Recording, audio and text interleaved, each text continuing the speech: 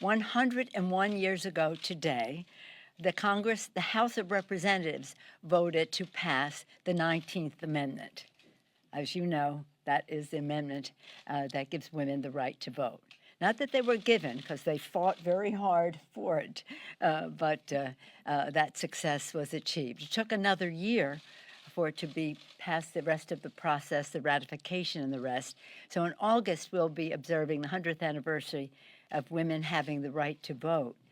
But today, we are honoring women, what happened in the House of Representatives on this very day. And we're very proud of the fact that we have over 100 women in Congress now, over 90 women on the Democratic side. We made a decision about that a long time ago.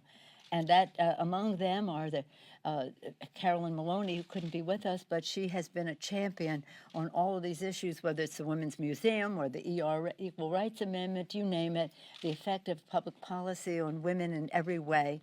And I want to salute her, as well as the three chairs of our Women's Caucus, Democratic Women's Caucus, Congresswoman Brenda Lawrence of Michigan, Congresswoman Jackie Spear of California, and ongoing chair, Congresswoman Lois Frankel of Florida. But we have many in this picture, many chairs of committees, full chairs of full committees, and we're very proud of the contribution to women in the Congress of the United States, dating back to 101 years ago when this House took the initiative to go forward.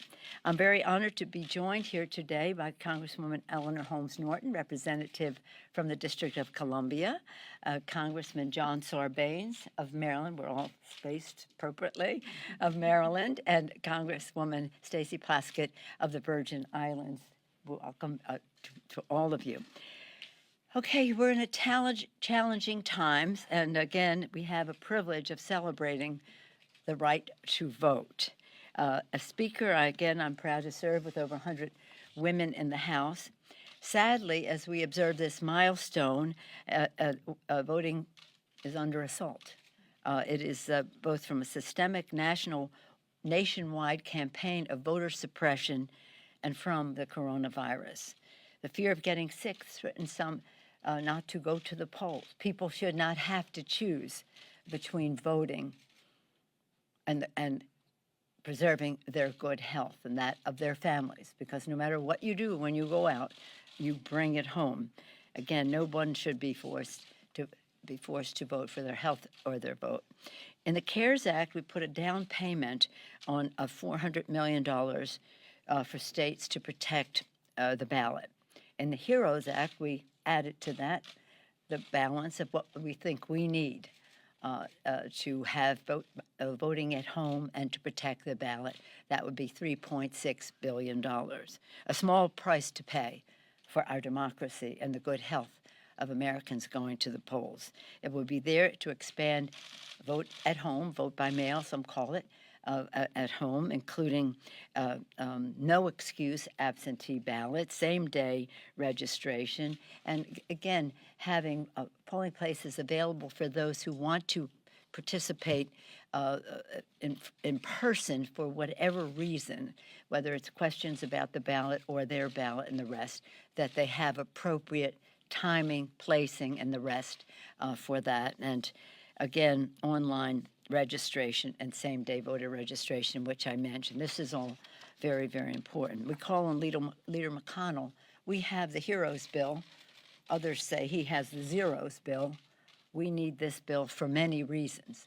We need it to honor our heroes, protect those who are risking their lives every day to save lives, and at the same time may lose their jobs with our state and local, tribal, and territorial support in the legislation.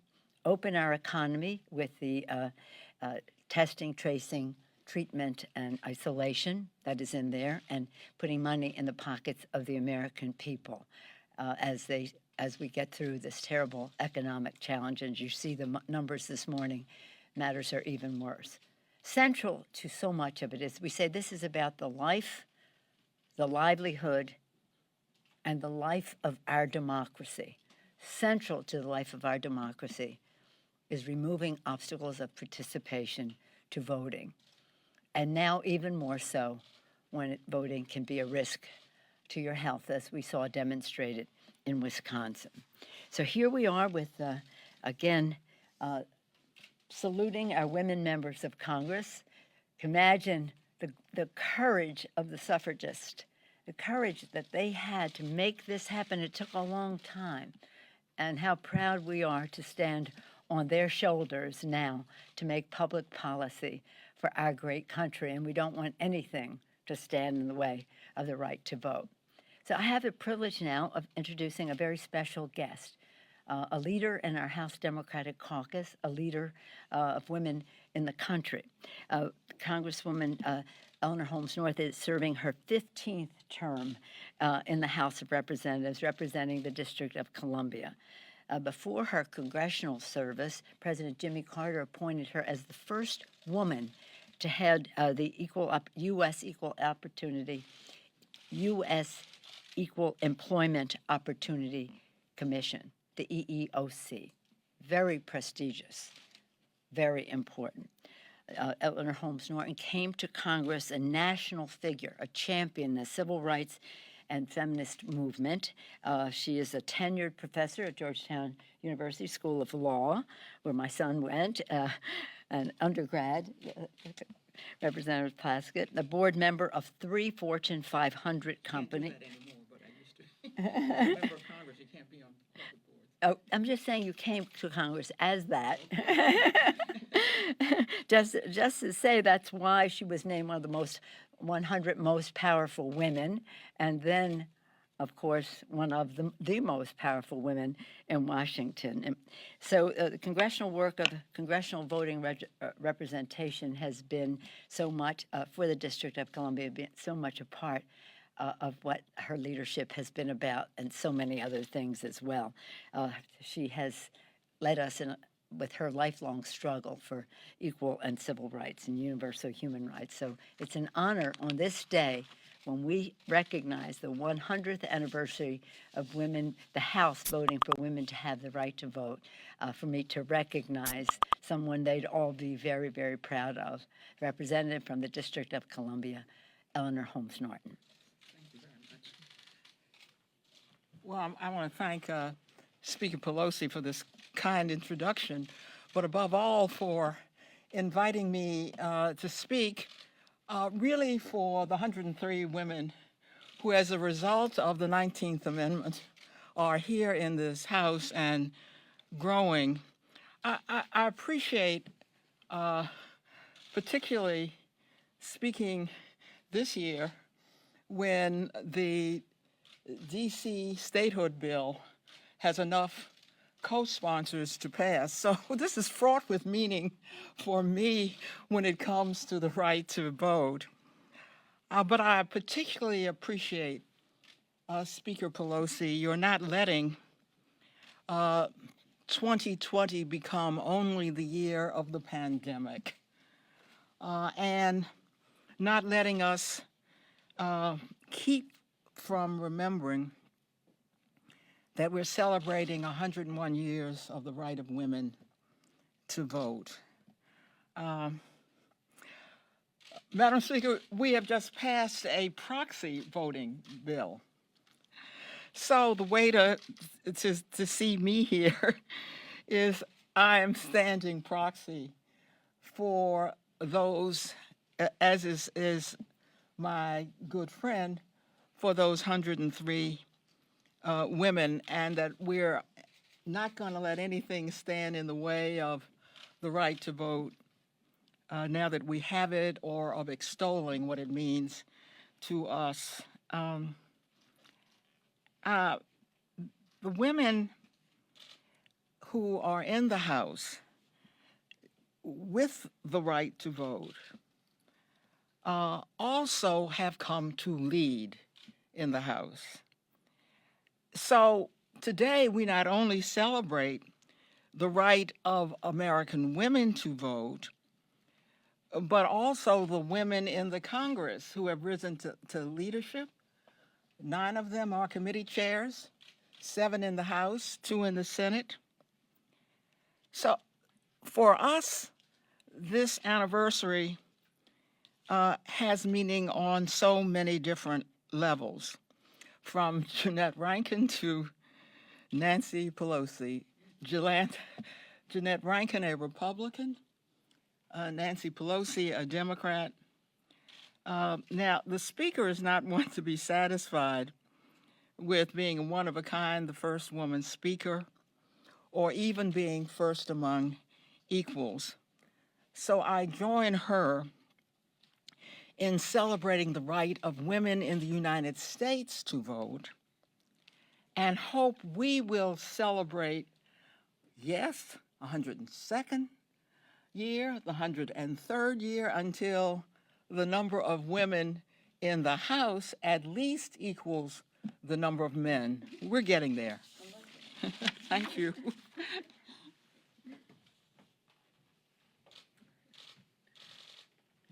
Thank you very much, Eleanor. And as we have discussed between us and among us when we're together, we're so proud that women have taken seriously the sacred right of voting, and so many women are turning out for elections to vote, so many women to run, so many women to win.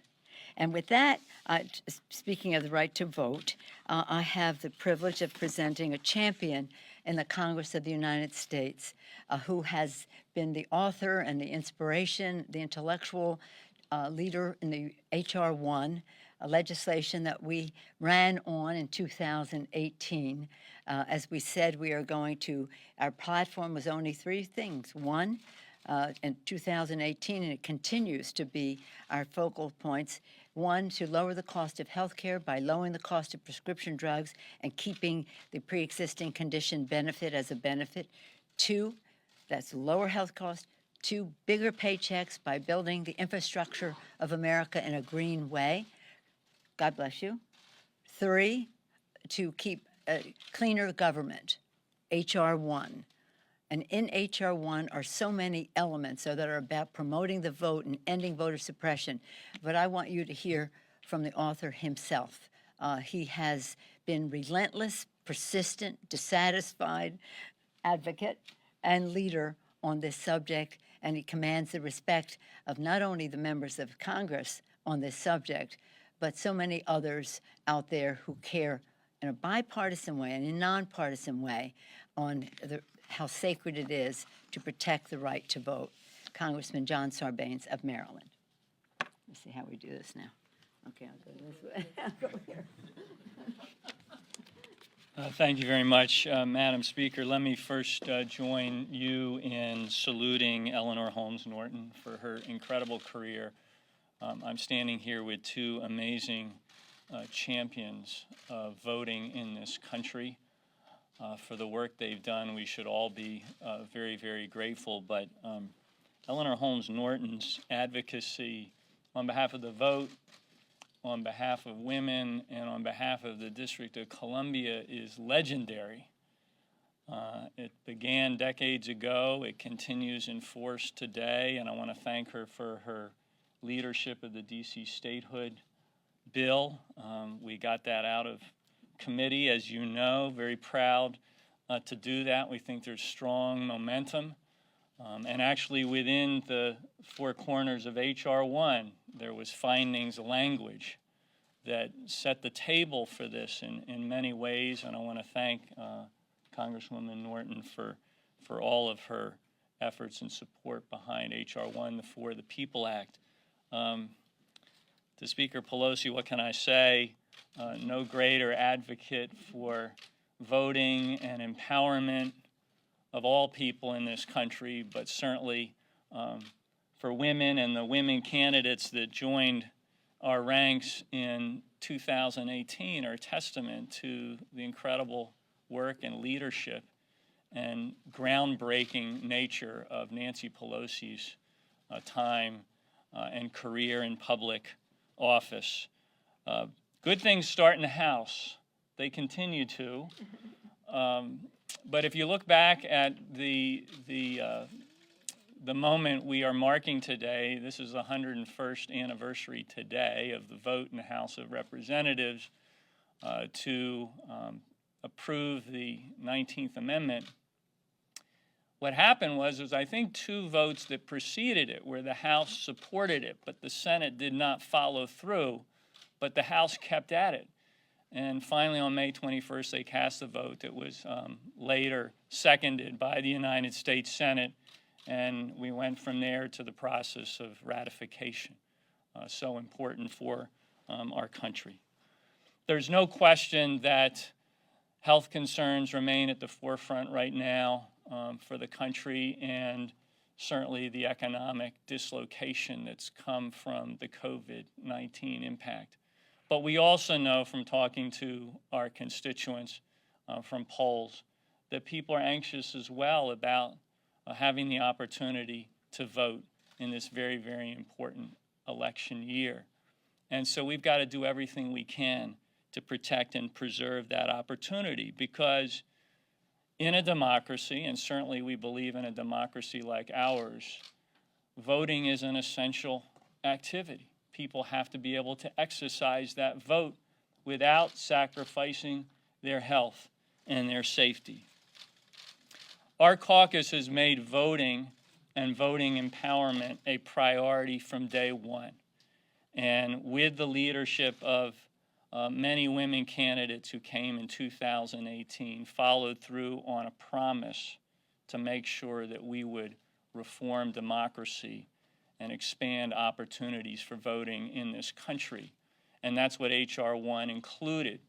And this class was the class that made sure, under the leadership of Nancy Pelosi, that we got that done in the first 100 days by March 8th of 2019.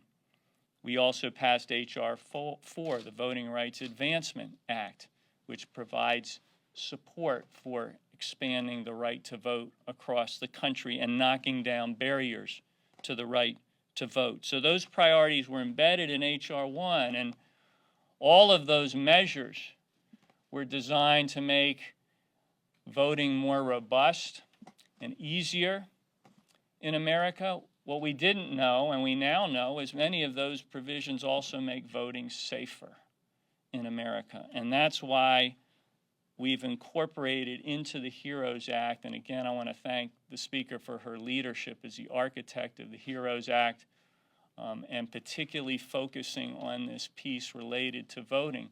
We carried forward that imperative to make sure that voting would be available to people across the country, and the measures included are ones that make it safer to vote. Expanding vote-by-mail opportunities across the country, as the Speaker said, online voter registration, same-day voter registration, making sure there's enough early voting opportunities for people in the country, which can also help with safety because you spread out the time when people can vote. And of course, ensuring that there are meaningful in-person election day voting opportunities for those who may not access vote by mail as easily.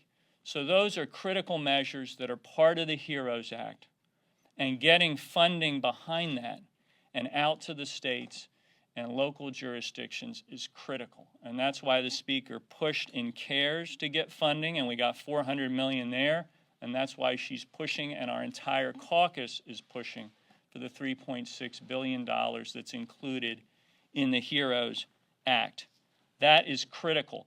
Let me close with this observation, because we know that there are some who want to make this issue of voting by mail into a partisan issue. There's nothing partisan about this. This is only patriotic. This is about making it possible for people to vote in America. The number one priority, this is the way you express your voice in our democracy, is to cast your ballot. And secretaries of state of both parties, Republicans and Democrats across the country, are clamoring for this support and this funding because they want to do their job. Here's the good news. At the local level, these election officials are professionals that want to deliver a safe, free, and fair election. They're proud of what they do. If we get them the resources, we're going to have an election in November that we can be proud of. But we've got to get it done. That's what the HEROES Act stands for. And again, Madam Speaker, thank you for your leadership on this issue. Thank you very much, Congressman Sarbanes, for your tremendous leadership. Long before coronavirus, you were advocating for H.R. 1, which we did pass, as you said, March of last year. How even more important it is now. One of the committees of jurisdiction for the HEROES Act is the Oversight Committee, Oversight and Reform Committee. I mentioned Carolyn Maloney earlier, who chairs that committee. It was formerly chaired by our darling Elijah, who's dancing with the angels now, and we want to be worthy of the legacy that he left us. But all three of these members are members of the Oversight Committee. And so much of what is in the HEROES Act that relates to the subject we're talking about here is from that committee, not only in terms of voting, but in terms of the postal system. The postal system is under threat also from the administration, and we want to remove all doubt that we support the postal system, which is essential to vote by mail. It's also essential to the health of the American people because it is over 1 billion packages of medicine were delivered to families last year, well before coronavirus, much more than 1 billion. And 90% of the medicines that are needed for veterans receive by the mail. So the postal issue is a health issue. The voting issue is a health issue. They are connected. And a person who serves on that committee is with us, another generation of service in the Congress, Congresswoman Stacey Plaskett. She serves with Congresswoman Holmes Norton on the Transportation Committee, so essential to CARES 1. She serves with her on the with the Congresswoman on the and our distinguished Peter DeFazio on that committee, on the Gov Reform Committee. It used to be called that. Now it's called Oversight. When I served on it, it was called GovOps. Now it's Oversight and Reform. And then she also serves on the Agriculture Committee, very, very essential as in the fight on all the time. But the fact that there's hunger in America, the Ag Committee was very instrumental in putting the funds in for SNAP, for not only food stamps, but all kinds of other emergency food initiatives, as well as just removing all doubt that as bad as it has been in terms of hunger in America, food insecurity is not going to take us down during this coronavirus cycle. So I'm pleased to yield to another generation of members. Congresswoman Plaskett, will you share a few words with us? And thank you for being with us. Thank you. Thank you, Madam Speaker, and congratulations, and it's an honor to recognize my colleague Eleanor Holmes Norton, someone who, as a student at Georgetown, we looked up to, and at American University when I was in law school, and she was actively teaching at Georgetown Law. I want to thank Mr. Sarbanes for authoring H.R. 1, and wanted to also point out a component. The Democrats were so in tune to the issues, not just in the mainland, but also in the territories, that there's language in H.R. 1 that says that a commission should be formed to look at self-determination and the ability to vote for those 4 million people who are living in our territories, Puerto Rico, Guam, my home, the Virgin Islands, Northern Marianas, and of course, American Samoa. And we're really grateful that you have given attention to the fact that we have veterans, people who have been willing to take the call to America to serve in our armed forces, but cannot vote for the commander-in-chief while they are living in the territories. That's something that we're grateful that you all have decided in H.R. 1 to look at. And also, Madam Speaker, for appointing in the House administration a committee, a voting rights committee that went and took testimony from so many people around this country to look at voter suppression, to answer the questions in the case, the Supreme Court case of Shelby. So I want to thank the Speaker for her tremendous work and all of the Democrats in continually remembering those least Americans and those of us who feel suppressed in our ability to express our support of this democracy by the right to vote. And we're hopeful that on the Oversight Committee, we're going to do what's necessary to ensure that the postal our U.S. Postal Service, which has been with us forever, does not falter in not just getting those care, food, as well as so many goods that are being done to those who are homebound right now, but also when we vote in this important election. So thank you so much for that, Madam Speaker. Thank you, Congresswoman Plaskett, and for your service, your leadership, and your words today. When we talk about the Postal Service, though, I just want to add one thing, and that is that the Postal Service Board of Governors, bipartisan, all appointed by President Trump, have recommended what we have in the bill, in the HEROES Act for the Postal Service. The appropriation, the taking off restrictions on how they use loans. Actually, they proposed more. We're going to save some for the infrastructure bill that comes next because it relates to that. So again, these are connected. This week I've had three focuses so far. That was, we started with the Postal Service the other day. Yesterday we focused on food insecurity in America. Today we're focusing on the vote. Let me just indulge for a moment my own personal history for a moment. My father was elected to Congress as a New Deal Democrat many decades ago. When he was in the Congress, he was chair of the District of Columbia Subcommittee of Appropriations. As such, he was deemed the unofficial mayor of Washington. They had no mayor, but everything that happened through the Appropriations Committee for the funding.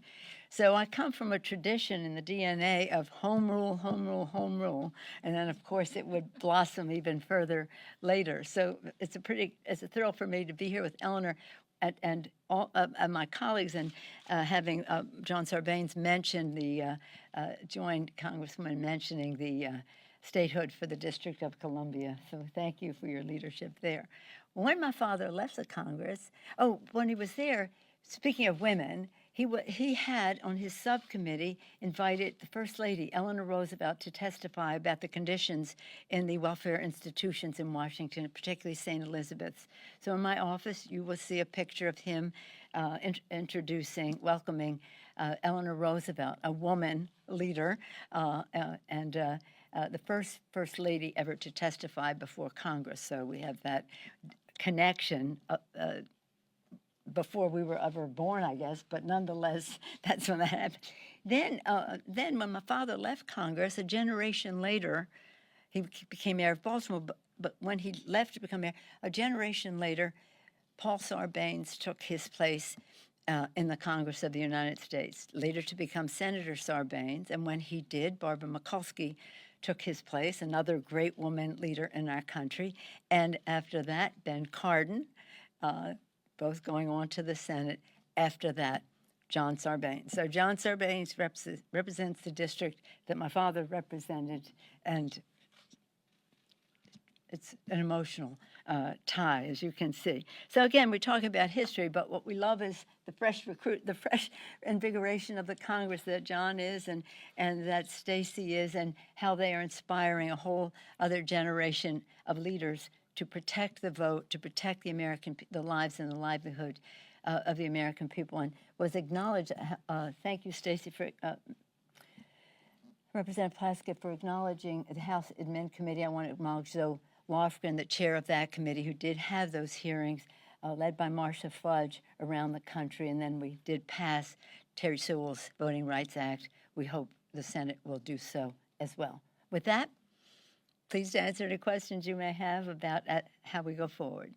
Garrett? Garrett. I've been called worse. A question on the HEROES Act. There's a small number of Republican senators who've suggested they should stay through their recess next week to pass something on relief bill, not necessarily the HEROES Act. Mitch McConnell has not deigned to go forward on that. I'm wondering, to what do you ascribe his unwillingness to put any other relief measures on the floor right now? Do you think he's just trying to stay close to the president? What's your thinking on that? Excuse me if I just may, and I'd be happy to come back to that question. Does anyone have any questions about 101 years since the House, or anything that we talked about voting rights and the danger that they're in from the president? Or hopefully there won't be when he sees the response. Anything? A couple Yes. of questions related to voting.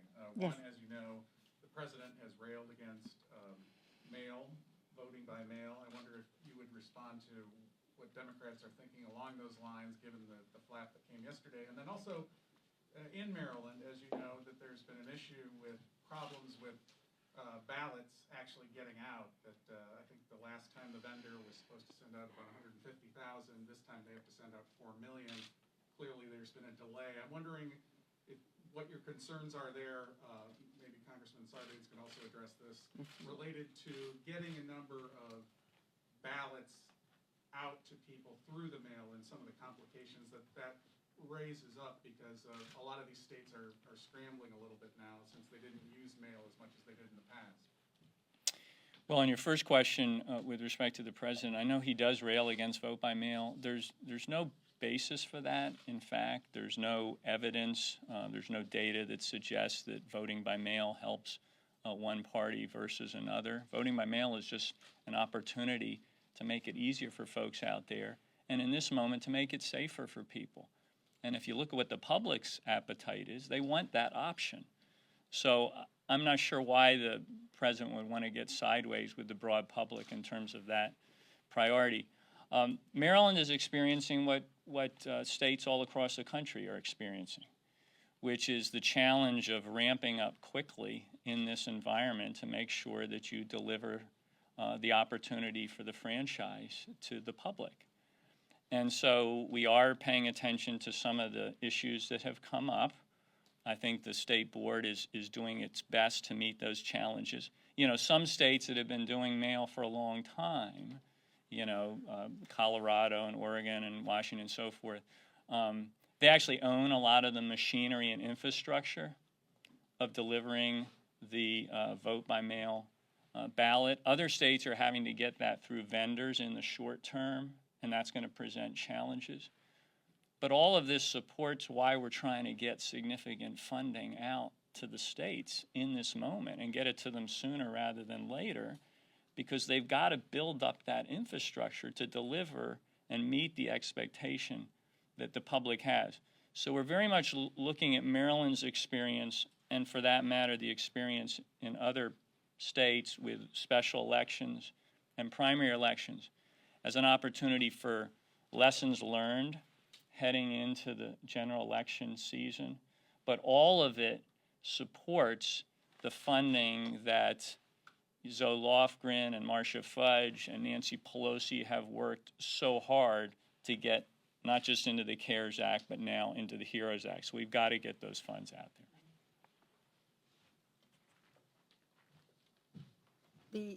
When the president criticized Michigan for sending out applications, of course he misrepresented what was going on there, but what's new. But at the same time, Republican secretaries of state around the country were engaging in vote by mail, vote at home, however you want to call it. So this is again for the people. It's no need to be afraid of the people, and that's just another insecurity that exists there. That's why this money is needed. You've asked exactly the question, and I think yesterday it was all but one. I think now maybe every one of the states have asked for the money that was in the first. Applied for the money that was in the first bill, and of course the sooner we get it, the more we have, the clearer it will be, because we're giving people an option that we want to be able to deliver on. But if they don't support the resources, then they have been stood in the way of voting, which is in keeping with their voter suppression in general. Any other questions on voting or women having the right to vote? Garrett? Yes, sir? Proxy voting, but I have to wait for Garrett. Okay, we'll go to Garrett. Just to what do you ascribe the majority leader's unwillingness to move forward with any additional relief package despite the desire of some in his conference to do so? I think he will. I think that he wants to put some things on the table. But right now, he has decided to obstruct us to get the support we need to give to our healthcare workers who need PPE. He's obstructing the will of the people to open our economy by having testing, tracing, treatment, and isolation where necessary. He's obstructing our ability to give states and localities, territories, and tribal entities the resources they need to stay open. These people are risking their lives to save lives And now they may lose their jobs because of the opportunity, that the money they have to spend to on the coronavirus, but also the opportunity lost, the revenue lost because of the virus. So we have broad support across the country, Democratic and Republican leaders of towns and the rest. And the way the bill is, go to speaker.gov/Heroes Act and find out how your community, your state, your city, your town, your county benefits from this legislation, and you'll see why there's such broad support. You may not know it yet, but they will come to the table, and they will do so because it is absolutely essential. Our bill is focused, disciplined, and what is necessary to defeat this virus, but also to honor our heroes so that they can keep the jobs that are helping save lives in our country while we put money in the pockets of the those who are losing their jobs through no fault of their own. Also, to, again, support voting rights and doing voting at home, as well as supporting the Postal Service in order to do that. Also, to feed the American people, that moms are saying children under 12 are at the highest rate of food insecurity ever, and it's always been a problem in our country, now even exacerbated by the coronavirus. So it's about feeding people, aren't they ashamed to say, I don't want to, as they have in the past few bills, I don't want to spend money to feed people in America? Our children who are losing their meals because they're not going to school, and sometimes that's the only place that they get a meal. Our seniors who depend on Meals on Wheels and other entities for food. So I don't know. You'd have to ask him why he doesn't want to feed the American people, that he doesn't want to put money in the pockets of the American people, why he doesn't want to honor our heroes in this fight against the virus, and why he does not want to defeat COVID-19, enemy of the American people. With that, oh yes, sir. Speaker Pelosi, I was wondering how confident you were that proxy voting would work in the House next week, and then also how many members do you expect to take advantage of the process? That I don't know, but it is. It has been very well planned, thought out, and the rest. I salute Steny Hoyer, our distinguished leader, as well as Zoe Lofgren and Jim McGovern, the chair of the Rules Committee and the chair of House Administration, for the work they did negotiating with the Republicans, trying to find common ground with them, taking some of their suggestions, but they just don't support proxy voting. But that doesn't mean we're not going to be doing the work that the American people sent us here to do. And if some people should stay home because of a health issue, thank you for not sharing. We'd rather you do stay home. And if the transportation is a challenge in that regard, we want their voices to be heard. So the planning that has gone into it has been very smart. Yesterday, I sent out the letter in response to the declaration by the the Capitol physician that says that we will start the clock ticking on this. It's 45-day clock ticking on this when we come back next week. Yes, sir. Good morning. This is a bit weird to see the Capitol building so empty. With so. Excuse me, just one second. My colleagues, you're welcome to stay for the other stuff here, but I know you're all very, very busy. But I'm honored that you're here, but I don't know where we're going with some of this. So sometimes I've been known to be a place where you may not want to be. Thank you, John Sarbanes. Thank you, Stacy Plaskett. Thank you, Eleanor Holmes Norton. I hope it's not my French accent that we believe. Now, this is a bit weird to see the Capitol building so empty with so few people. Yes. When do you expect back to normal in that building, and how important is it for you that the House keeps on working for American people? Well, we will be back full force when we are able to, because of testing, tracing, and treatment. We are very concerned about the health and well-being, not only of the members of Congress, that's the smallest number involved, but of the press, of the staff, of the custodians, of people. Thousands of people manage this Capitol, so that it is ready for visitors to come witness democracy in action. So I couldn't possibly answer that question no sooner than we are ready, but we are constantly preparing for that time. But science will be the answer. When science says to us we've tested enough people to have enough of a measure of how challenging this is, and therefore able to trace and treat those who need to be treated, then we'll be closer to that time. I certainly hope it will be soon. What was the second part? And or is it important for the House to keep on? Oh, yes, of course. We're the House of Representatives, the People's House, and we have been working. There's a great deal of communication in terms of our duties as representatives to be in contact with the people we represent so that we can truly speak for them. But in addition to that, committees have varying degrees of hearings, whether they call them forums or roundtables or whatever it is, communicating. And we hope that we have some timetables that we must honor for the appropriations bill.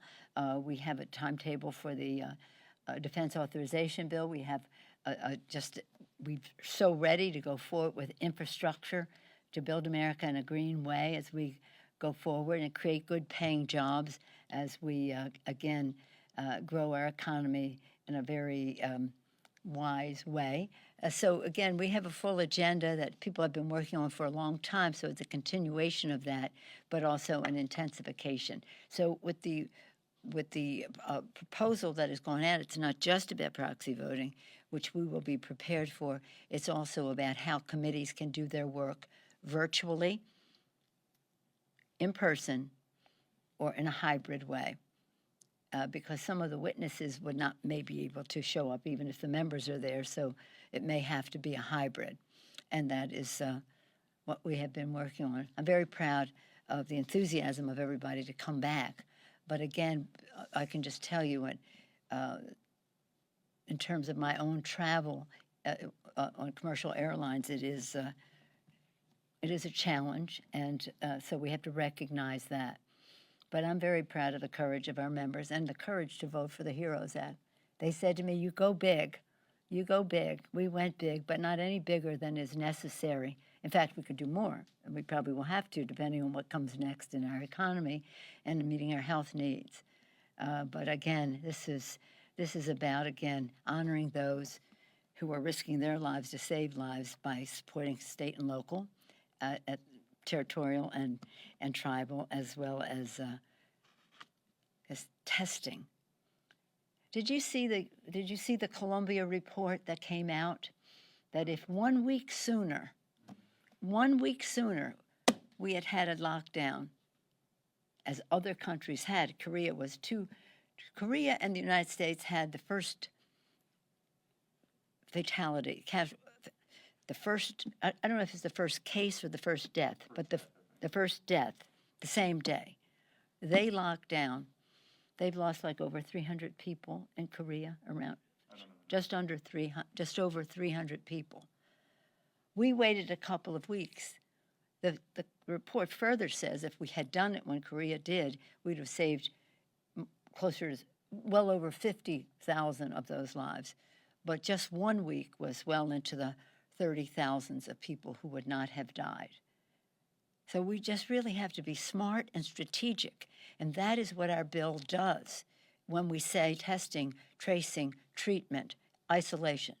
It's smart, it's strategic, it has a vision, it has a goal, it has a timetable, it has milestones, it has thresholds, a plan, a strategic plan to quantify what this is, be able to trace and treat so that we can defeat this virus. It isn't what we have done, but putting aside how we got here, this is about going forward, and we want to do so in the most science-based way to get the job done. Related to going forward, if I could, just one real quick question related to, unless somebody else has one? Did you have a question, Jim? Oh, no, sorry. Okay. Related, since this is, traditionally a holiday weekend, obviously very different, but given what you just said, related to deaths and the fact that the country is continuing to reopen. Do you have a message to the public as people get ready to, a lot of people are planning to travel actually, and they've shown studies of people going from state to state. I'm wondering if you just have any concerns about that, or what your thoughts are to the public as they get ready to head into a holiday weekend like this. Well, I thank you for that question because everybody wants out. You know, with all the love that we have for each other and the rest, we can't even see each other. You know, I can't wait till I can hug my grandchildren again, but that will have to wait. I would just say people have to be very careful. They should wear masks. These people who don't wear masks, the mask is not to protect you. The mask is to protect other people. So when you don't wear the mask, what are you saying? I don't care about you, but I hope you're wearing a mask and care about me. The masks are very, very important. Spacing, very, very important. So there could be ways for people to engage. I do not recommend any large public events. I think that that's dangerous still. But there could be a way to have discipline, distance, and masks, hand washing, all of those things.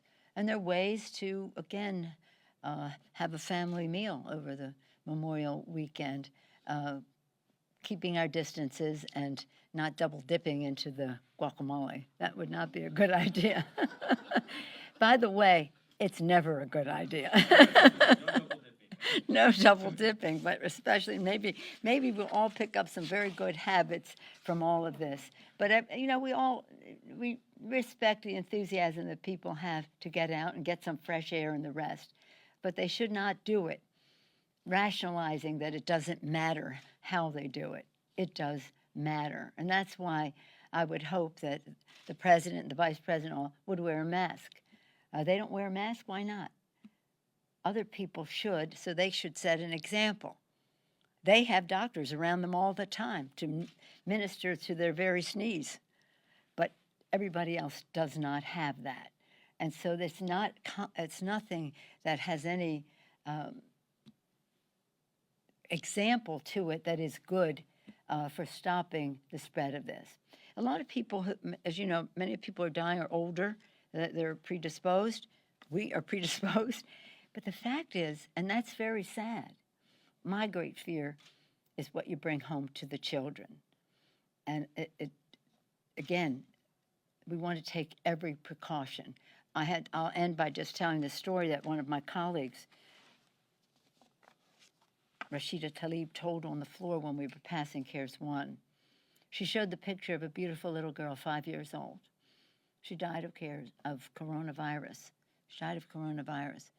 Her father's a firefighter. Her mother's a police officer. They weren't tested. And then, of course, now they're big advocates for testing. And this little girl, 5 years old, can you just imagine if that happened in your home? It's one thing to lose a parent. Okay, that's important. It's terrible. It's awful. But as one in that category, rather me, of course, than my grandchildren, I'm sure every grandparent would say that. But the responsibility we all have to our family members, people take home whatever experience they had to their children or to their parents, their grandparents or whatever, and the consequences could be some that are very sad for our country. Chuck Schumer and I wrote to the president this morning. Did that go on? We wrote to the president this morning and said that as we observe Memorial Day, we recognize that that is a dedicated day reserved to honor our men and women in uniform who were willing to make the supreme sacrifice, the ultimate sacrifice for our country, and we want to be respectful of that. But over this weekend, or whenever it happens, that we reach 100,000 deaths, that we want the flags across the country in public buildings to be flown at half-staff. That was our request, and I hope the president will honor it. One death we carry in our hearts. 100,000 deaths. Our hearts have to be full of love to always remember them. It's a scar on our nation. But again, forgetting how we got here, let's make sure we can minimize what happens in the future But at the same time, I think the American people, I hear from my own constituents and from my colleagues, have a much needed expression of grief and recognition for the loss that it is to our country. Keep talking about John Donne, for whom the bell tolls. Every man's death diminishes me because I am mankind. He said man.